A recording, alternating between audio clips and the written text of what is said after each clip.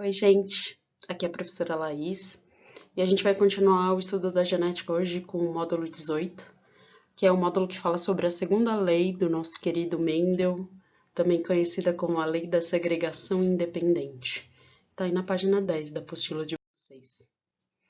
Para isso, Mendel vai fazer o quê? No seu jardim, analisar cruzamentos, né? Só que agora olha o interesse dele. Ele não quer mais ficar analisando uma coisa só daquela ervilha, não. Ele quer fazer uma análise simultânea da herança de 2 ou mais caracteres. Para exemplificar, nós vamos começar com 2, tudo bem? Antes, ele só analisava um, que era a cor. A ervilha era amarela ou era verde, certo? Agora, ele vai analisar duas características simultaneamente. Para quê, professora? Para verificar o comportamento de dois pares de alelos ao mesmo tempo, dois pares de gene. O que ele vai analisar? Para isso ficar claro aí para vocês. Olha só, a cor você já sabe. Então, ele vai continuar verificando lá se as plantas que ele plantava eram amarelas ou verdes. Mas ele agora vai analisar também a textura dessas ervilhas. Se as ervilhas que nasceram tinham uma textura lisa ou uma textura rugosa. Interessante, né? Olha só, a geração parental que você já conhece, que é produzida apenas pela autofecundação, ela apresentava ervilhas amarelas, isso eu já sei, mas além delas serem amarelas, elas eram lisas. E também tinha lá as ervilhas verdes, isso eu já sei, mas uma coisa que você não sabe é que a ervilha verde que aparece, ela tem a textura rugosa. Interessante. Você também já sabe que o que o Mendel fez? Foi lá e cruzou. Fez uma fecundação cruzada artificial, né? E ele obteve uma F1 híbrida misturada. Ela era completamente amarela, então ser amarelo é dominante sobre ser verde, lembram? Só que ela era também completamente lisa. Então, assim, ele descobre que ser liso é dominante em relação a ser rugoso. Seguindo seus experimentos, o Mendel percebe que em F2 é possível a mistura de todas as características. Olha que interessante. Pode ser amarela e lisa. Já conhecia essa possibilidade, mas agora uma novidade. Pode ser amarela e rugosa. Pode ser verde lisa, novidade também, né? E a verde rugosa que a gente já conhecia. Uma outra coisa muito importante é, obviamente, o Mendel contou, desculpa, isso 1000 vezes lá no jardim dele, né? Ele repetiu esse experimento muitas vezes. Mas ele encontrou uma proporção. Que proporção é essa, professora? De 9 para 3 para 3 para 1. Muito famosa essa proporção. 9, 3, 3, 1. 9, 3, 3, 1. 9 mais 3 mais 3 mais 1 dá 16, né? Então, no total de 16, sempre tinham 9 lisas amarelas, 3 rugosas amarelas, 3 lisas verdes e uma verde e rugosa. Tudo bem? Agora, vamos tentar interpretar esse resultado. Hoje tá difícil, né? Então, vamos lá. A geração parental, dando uma F1 completamente amarela e lisa, e uma F2 aí, que em 16 possibilidades, nós temos 9 lisas amarelas, 3 rugosas amarelas, 3 verdes lisas e uma rugosa. Agora eu coloquei assim, para você enxergar melhor, tá bom? Então, vamos lá. Bom, a cor, a gente já usava o gene V. E usava Vzão para quem é liso e Vzinho para quem Vzão para quem é amarelo e Vzinho para quem é verde. Isso mesmo. E agora, para a textura, a gente vai ter que escolher também uma letra, né? Porque a gente também vai falar de par de genes, par de alelos. E aí, minha gente, qual a letra que eu escolho? A letra da característica recessiva? Então, R, de rugoso, tudo bem? Então, olha como eu vou representar. Agora, ao invés de falar de 2 genes, basta você falar de 4, né? Fácil. Então, essa é Vzão, Vzão amarela, Rzão, Rzão lisa. Vzinho, Vzinho verde, Rzinho, Rzinho rugosa.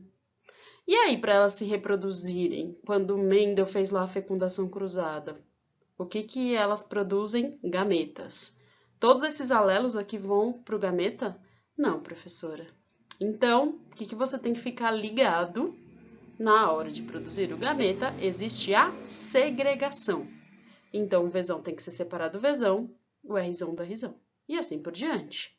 Só que, olha lá, se o Vzão se separa do Vzão, vai Vzão no gameta. E se o Rzão do Rzão, vai Rzão no gameta.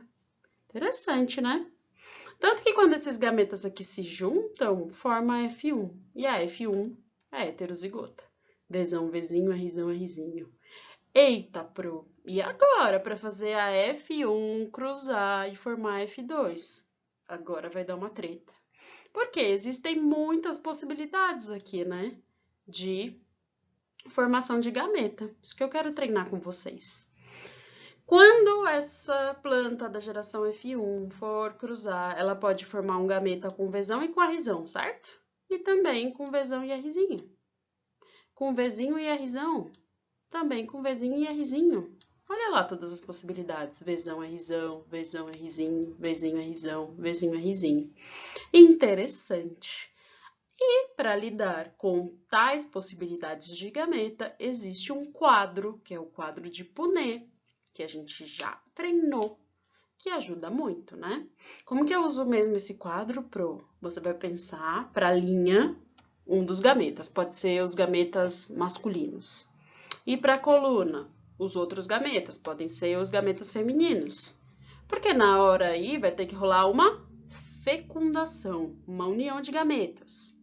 E quando a gente faz linha com coluna, linha com coluna, linha com coluna, estamos pensando em todas as possibilidades de união desses gametas. Vocês concordam? Então, olha só.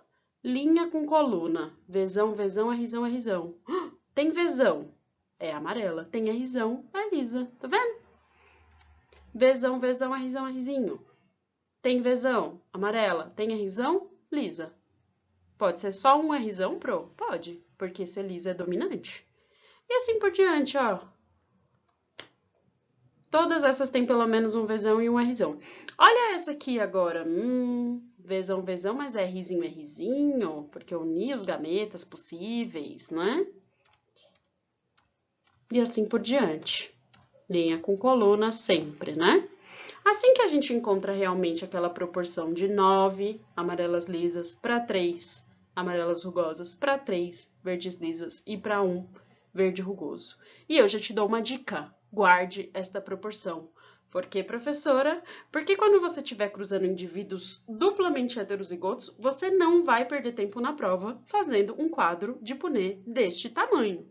Então, você já vai saber que em 16 possibilidades lá no meu quadro de Punnett, 9 tem as duas características dominantes, 3, uma delas é dominante e a outra recessiva, 3, uma recessiva e a outra dominante, e 1 é completamente recessivo. Você está falando para eu decorar? Estou. Por quê? Eu estou te mostrando de onde veio essa proporção. É para você economizar tempo, tá bom? Confia em mim. E olha aí, em F2, o que que a gente vê? Uma tabela resumindo aquela que a gente já montou juntos. Então, possibilidades aqui de ter um Vzão e um Rzão. São 9 em 16, né? E de ter um Vzão e ser Rzinho, Rzinho, 3. E de ser Vzinho, Vzinho e ter um Rzão, 3. E de ser completamente recessiva, Vzinho, Vzinho, Rzinho, Rzinho, 1. 9, 3, 3, 1. 9, 3, 3, 1. 9, 3, 3, 1. É isso. A apostila não está falando de ervilha não, professora. Eu já li este módulo. Pois é, a apostila é moderna, né? Eles falam de drosófila, mas a ideia é a mesma. Ó, o gene Pzão dá um corpo cinzento e um Pzinho, gene preto, corpo preto. Gene Vzão, asa normal e gene Vzinho é para asa vestigial. Olha o cruzamento que eles fizeram aqui, ó. Geração parental, cinzenta e asa normal. Com preto com asa vestigial. Misturou tudo aqui, né? Como que é F1? Cinzento e normal. Então, cinzento é dominante e normal é dominante. E F2, Pro, o que vai acontecer? 9, 3, 3, 1. 9 com as duas características dominantes, cinzento e normal. 3 com uma característica dominante e a outra recessiva, cinzento vestigial. 3 com uma característica recessiva e a outra dominante, preto normal. E 1 em 16 com tudo recessivo, preto e vestigial. Tudo bem? 9331, 9331. Tá aí a tabelinha que resume para vocês todos os genótipos possíveis aqui nesse caso também. E aí, para que serve isso, professora, né? Então, a lei da segregação ou da distribuição independente, ela afirma que os genes que determinam caracteres diferentes, como, por exemplo, cor e textura de ervilha, asa e cor da drosófila, perceberam, né?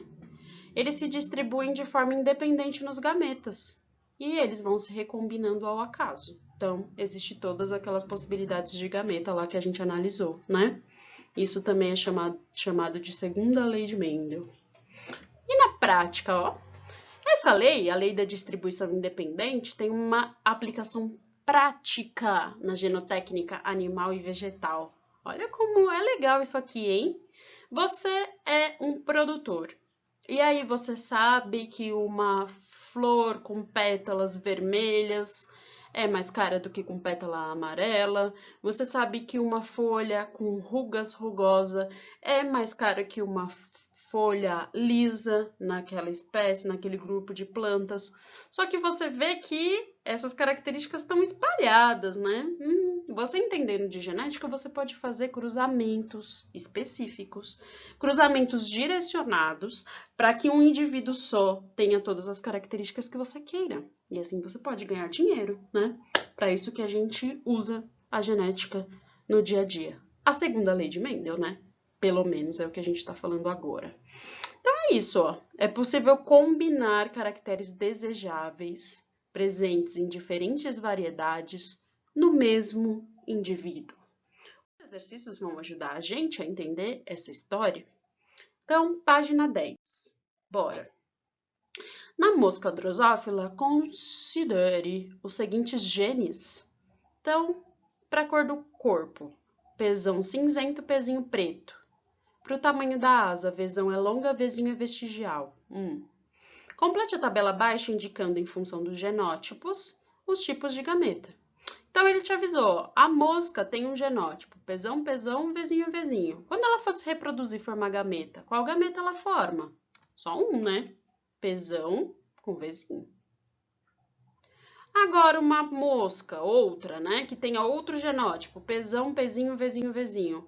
Quando ela for se reproduzir, quais gametas ela pode formar? Bom, o pezão e o pezinho vão se separar. O Vzinho com o Vzinho também. Então, quais são as combinações possíveis? Pezão com Vzinho ou pezinho com Vzinho. Estão vendo?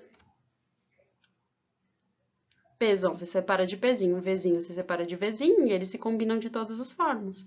Se combinam ao acaso, era o que falava o enunciado da lei. Pezão, pezão com Vzão, Vzinho, vai um pezão, Vzão ou Vzinho, né? Pezão, Vzão, pezão, Vzinho. E o último e o mais importante de todos, porque é o mais difícil, é quando a gente pensa nas possibilidades de gameta de híbrido duplo heterozigoto, que é o pezão, pezinho, Vzão, Vzinho. E aí, o que eu faço? Choro? Não. Eu gosto de usar setinhos, vê se para vocês também funciona, ó. Pezão com Vzão ou pezão com Vzinho. Pezinho com Vzão ou pezinho com Vzinho. Eles vão se separar e vão se juntar de todas as formas possíveis nas gametas. Enunciado da segunda lei de Mendel na prática. Dúvidas? Então, olha lá. Exercício 2.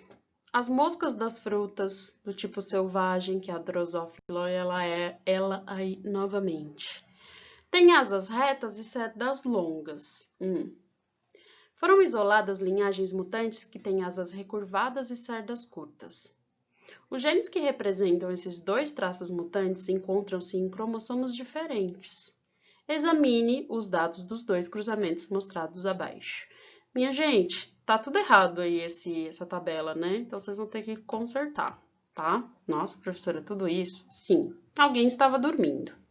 Olha só, pessoal.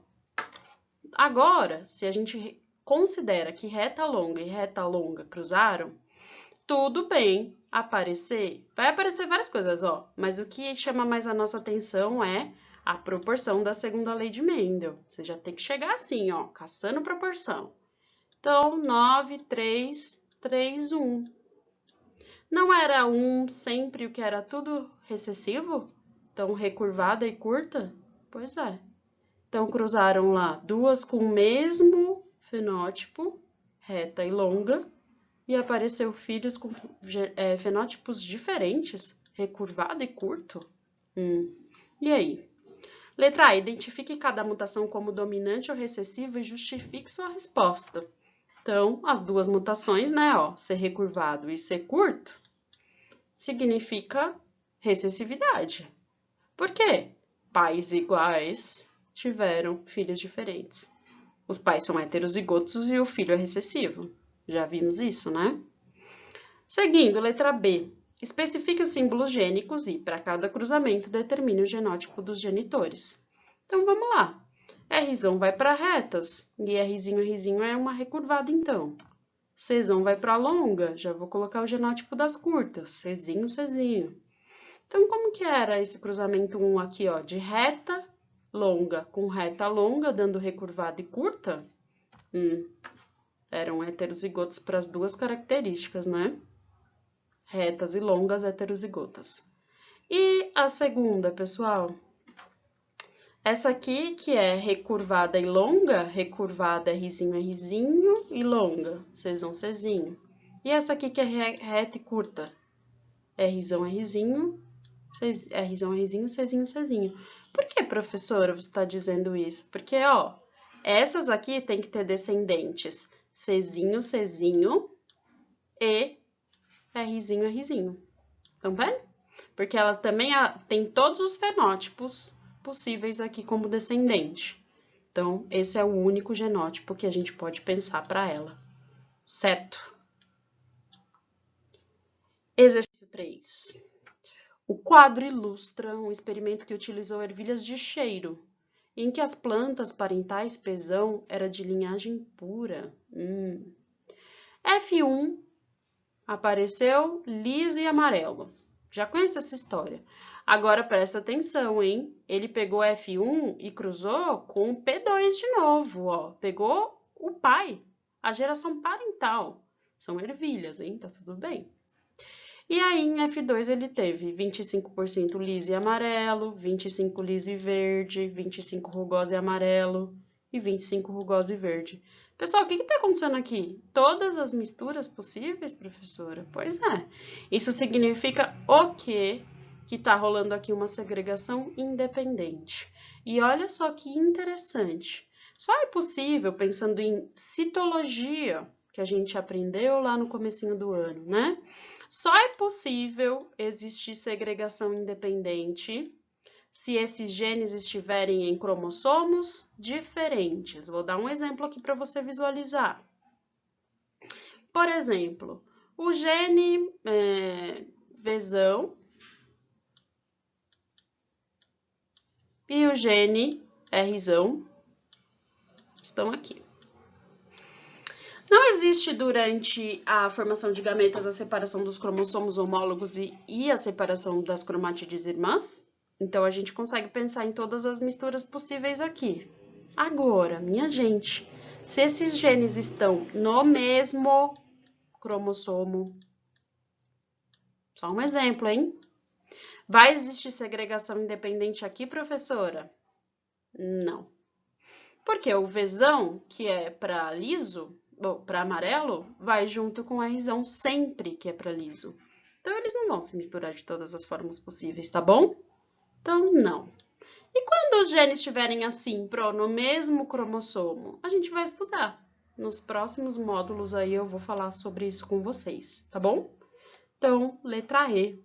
Estão em cromossomos diferentes, ó, em diferentes pares de cromossomos. Fique atento. Exercício 4. tomates, a característica planta alta é dominante em relação à característica planta anã. E a cor vermelha do fruto é dominante em relação à cor amarela. O agricultor cruzou duas linhagens puras, ó, planta alta, fruto vermelho, com planta anã, fruto amarelo, geração parental. Interessado em obter uma linhagem de planta anã com frutos vermelhos, ele só quer isso, hein? Ele quer que elas sejam anãs e vermelhas. Deixou que os descendentes dessa planta cruzassem entre si, obtendo 320 plantas. O número esperado de plantas com o fenótipo desejado pelo agricultor e as plantas que ele deve utilizar nos próximos cruzamentos, para que os descendentes apresentem sempre as características desejadas, plantas anãs com frutos vermelhos, estão corretamente indicados em... E aí, professora, como eu faço isso? Vamos montar os genótipos, né? Então, ele avisou. Alta é dominante e anã é recessiva. Vermelho é dominante e amarelo é recessivo. Ah, mas você não vai usar a letra A de recessivo aqui? Não dá, né, minha gente? Já usei o A lá, teve que pegar outro. Peguei o V, porque eu escolhi. Aí a geração parental, que era pura, ó, azão, azão com vezão, vezão, azinho, azinho com vezinho, vezinho. A geração F1, toda heterozigoto.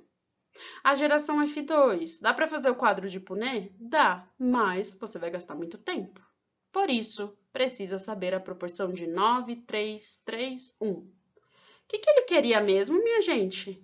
Ele só queria anã com fruto vermelho. Então, de todas essas, a gente tem que pegar só essa proporção, ó. Anã, azinho, azinho, com fruto vermelho, vezão. Então, tem 3 em 16. Quanto é que tem em 320 plantas, que é o total que ele obteve lá? Faz uma regra de 3 aí, né? Então, o resultado dá 60 anãs. Ah, tem 2 aqui com 60, pro. 60 plantas heterozigotas em relação às duas características? Bom, já nem dá. Ser anã significa ser homozigota. Então, sai dessa, né? 60 com plantas homozigotas em relação às suas características. Assim, ele tem certeza que as próximas gerações sempre terão a característica desejada, né? Então, exercício 4, letra E. Acabou. Até semana que vem. Boa semana, bons estudos. Tchau.